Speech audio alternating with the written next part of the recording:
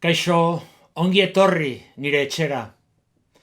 Egun zail eta arraro hauetan, hementxe lan egiten dut, eta hain zuzen ere hemendik, kontzertu txiki bat eskainiko dizuet. Bi pieza baino ez dira izango. Alde batetik, Jesus Guridi musikagileak idatzitako ezpata dantza. Eta bigarrena, Bill Evans piano joleak konposatutako pieza eder bat, Blue in Green. Mila esker, benetan, hor beste aldean izateagatik. Bienvenidos a mi casa, este lugar desde el cual, en estos días de encierro, hago mi trabajo y lugar desde el cual os voy a ofrecer un concierto muy pequeño con dos piezas. La primera será la famosísima espatadanza de Guridi y la segunda un bellísimo tema del pianista Bill Evans titulado Blue in Green. Gracias de corazón por estar ahí, al otro lado.